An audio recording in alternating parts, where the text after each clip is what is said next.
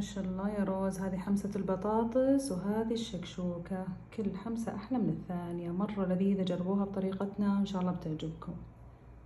الحين روز بتسوي معكم حمسة بطاطس. يلا روز. Hello mga kabayan, ngayon magawa ko ng hamsa patatas at ito niready ko itong potato cubes at pinalad ko siya at itong cheddar cheese at itong tomato paste, chili at garlic, hiniwa ko siya ng small at itong coriander leaves fresh, hiniwa ko siya ng small piece at itong olive oil ang aking gagamitin.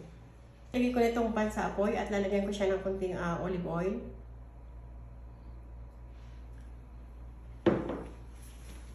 At add ko na itong garlic.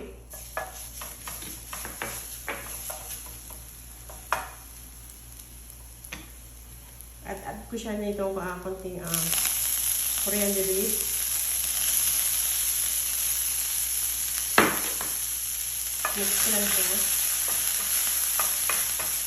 Add ko na itong pepper paste, 1 tablespoon. Mix ko lang siya.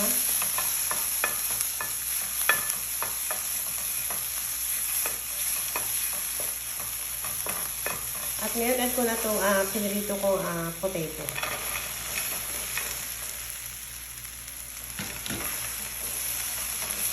Ayan, mix ko siya. Ayan, mix ko lang siya na sa apoy ng 5 minutes.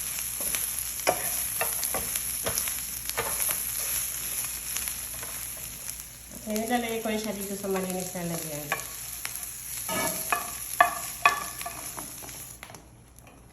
At add ko siya ng 1 tablespoon ng crab cheese. Lagay ko lang siya sa middle.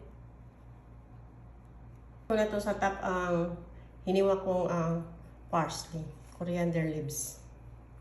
Ayan.